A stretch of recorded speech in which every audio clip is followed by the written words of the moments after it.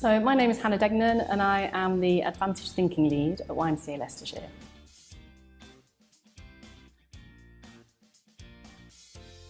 So Advantage Thinking is an approach that was developed by the Foyer Federation. They are an organisation who support supported accommodation providers for young people. And it's an approach that really asks us to shift the narrative around people, particularly young people experiencing homelessness, to stop seeing them as being defined by their homelessness and seeing them as people with deficits for us to come along as a support service to fill, and start to recognise that they're people first and they're experiencing homelessness, and actually they've got a whole set of skills, attributes, dreams, aspirations that we should be giving at least equal weight to.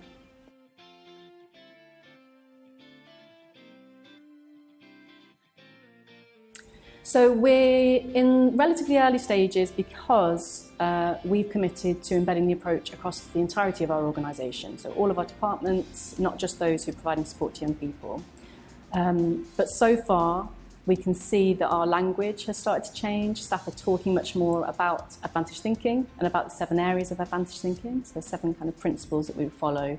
Things like how we talk about young people and about one another as colleagues, what language we use. Are we using deficit-based language and acronyms, or are we using person-centred language? So we're starting to see that amongst our staff groups, and we're starting to see it in the activities and decisions that staff are being asked to be involved in. So one of the areas of advantage thinking is involve, and that's about how do we involve people using your services and people within your services when you're making decisions. So we're making decisions, for example, around staff spaces for them to be able to take a break and reflect and see one another. And we've involved staff within that process because obviously it's them that will experience the space, and so therefore they're the experts in that decision making.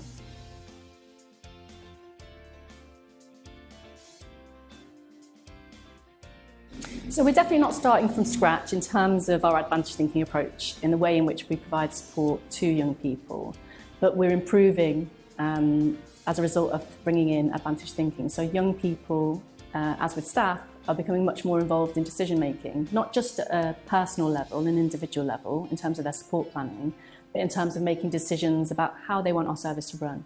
So we're working towards co-producing our services alongside young people rather than us as staff making decisions. And that's really about seeing young people as experts in their own experiences. I could make a decision about what I think a 16-year-old living in a YMCA wants or needs. But it's much easier for me to go and ask that 16-year-old, what do you want or need based on your experiences of living here? So the benefit is there for those young people to start coming into those decision-making processes and being seen as people with something to offer, and definitely not being asked for an opinion and we take it away, but saying, what is your opinion and can you work alongside me to bring this idea to fruition?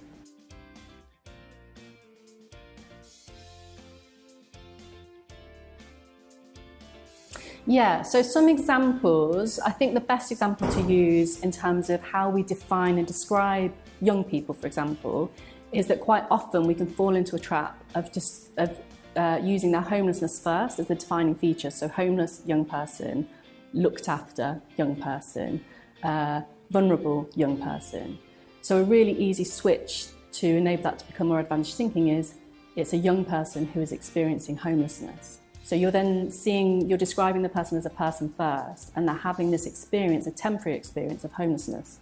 But it doesn't rule out all of the other things that young person is: intelligent, creative, entrepreneur, academic, or wherever it might be. So that's a really simple way of showing how quite easily you can flip a description of someone to a more advantage thinking approach.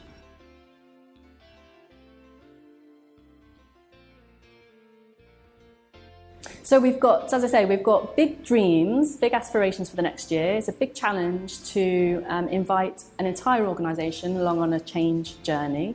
So my role is to try and facilitate that change. I've been taking ideas from young people and from staff, and that's been put into a big action plan which we're now taking forward. So the idea is that within a year's time, our staff will be able to walk into this organisation, our young people will be able to access our organisation and see and hear behaviours, policies, procedures that are advantage thinking through and through. That should become the expectation for any stakeholder, whether you're someone visiting our theatre, whether you're a trustee on our board, whether you're the CEO, whether you're a member of the support team. So that's the aspiration for advantage thinking at YMCA Leicestershire.